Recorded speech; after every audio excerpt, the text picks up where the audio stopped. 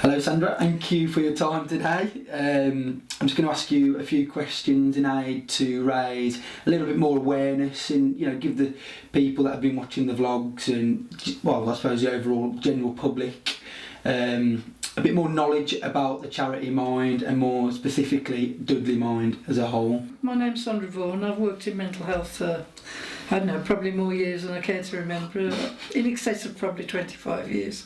So a big part of what I do is training, developing mental health literacy. So that's the biggest problem in mental health, the stigma and discrimination, because people don't understand what it is. And this year I've done quite a lot of work in schools, and I ask the kids who's got mental health and they all say they haven't. But we all actually have mental health, but people think it's bad. Dudley Mind's actually been around since about 1974. It was probably set up on quite maybe an amateurish basis because charities, they've had to become very professional over the last few years. Like a lot of charities, we've lost a lot of funding because contracts change, money is not so much available. Is that due to government funding? Government funding, local authority funding. Mental health funding doesn't tend to get ring-fenced, so it gets hived off somewhere else. The stigma can impact on funding because people don't come forward. They're worried about how people will feel, how they'll be treated, so don't come forward and say that they're not well. So if nobody's coming forward and people don't know about it, it's not going to be categorised as an important subject to fund. And it's the numbers game. It'll look like services aren't needed. Now contracts get passed around, so we may have a contract one year, but the next year we might not get the contract. Obviously for people with mental health problems, that's not good, passing contracts around. And unfortunately in mental health services, and health services generally, people do get passed around. They go to the psychiatrist every 3 months, it might be a new person. They have to start again telling them what's the matter with themselves. Just no routine. It's no good. Can you just give us a little bit of an insight of how the funds will be spread across the charity and how they'll be used?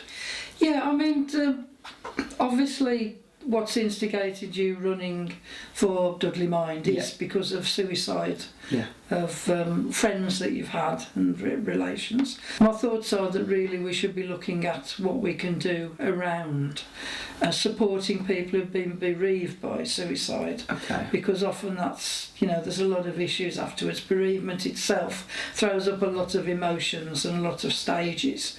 And obviously if you've been bereaved by a suicide, there's more things that come up. But also, the big question is about males under 50 taking their own lives.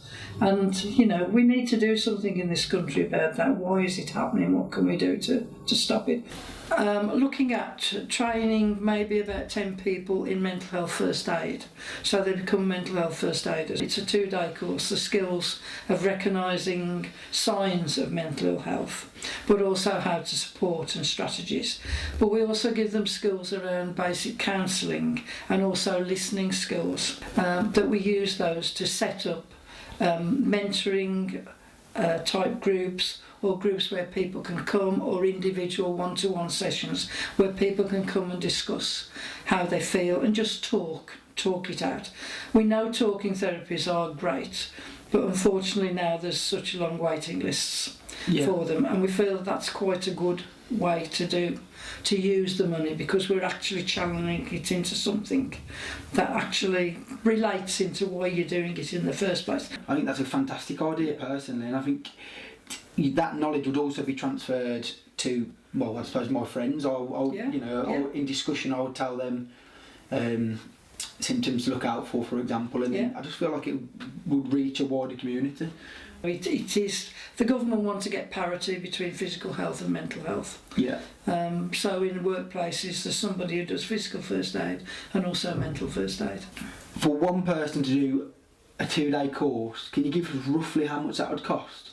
That would cost around £300. You can compare it to being first aid trained anyway in the workplace. I'd imagine it's similar pricing. That gives people not only the skills of the 2-day course, but it also gives them a manual, quite a thick manual, with lots of contacts, helplines, organisations to find out more, and more information about each of the conditions. I think that's a great idea. I really, really do.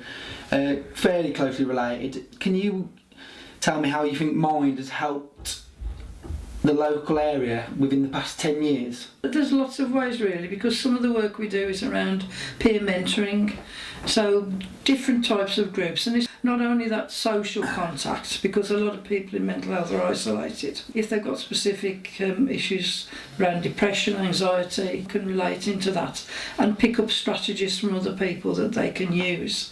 One of the other things that we do, which is really beneficial, is a therapeutic gardening activity, which we actually maintain the walled garden at Woolscote. It's also benefiting the local community as well, isn't it? Benefiting the local community, but actually the benefit of gardening, therapeutic gardening is really, really good. And we know that exercise of any form is really good, and just gardening is a type of exercise. Of course, yeah. So there's lots of things like that. We have had people that have gone back into work because they felt able to manage their mental health. That's amazing, there's hope for everybody out there who is suffering mental health. People can and do recover from any mental health condition. Like physical health as well? Yeah, but it's not a destination, it's a journey. Okay. That recovery is. And sometimes it requires lifestyle changes. And so those support networks that you've just mentioned, what's the easiest way to access those? Do you call up yourself directly, or is it just ringing our main number, and somebody will put them in touch with whoever's actually working on that at the time. There's lots of information on the website. There's lots of things people can download. Can you give me your thoughts on prescription drugs as a treatment to mental health, and whether you think those prescription drugs are a dated remedy in comparison to, I suppose, modern day remedy? You touched on it earlier, such as your exercises, your group activities. For years and years, the only thing we had to treat mental health was medication. Yeah. So it was the medical model and nothing else. We moved away a few years ago from just the medical model, and we moved into more of a social model. So we looked at things like exercise, well-being, lifestyle choices, the relationship between food and mood, because there's a big correlation between what we eat and how we feel. Yeah. And sometimes it's those little changes in our lifestyle. So nowadays we often find that if medications are being prescribed, and it isn't always prescribed in the first instance, it's combined with a talking therapy, something like cognitive behaviour therapy, which changes, which acts on how we think, because how we think impacts on how we feel and how we behave. Yeah. So really it's about the interpretation we put on things. I think a general opinion is that medication doesn't cure. Okay. It's not like an antibiotic. Yeah. It masks. But in some mental health conditions we've got chemical imbalances. So if you think about, we've got serotonin and dopamine in our brain, and we talk about a lot in the winter about seasonal affective disorder, SAD, when we lack serotonin. So sometimes it's about making that chemical imbalance, more even.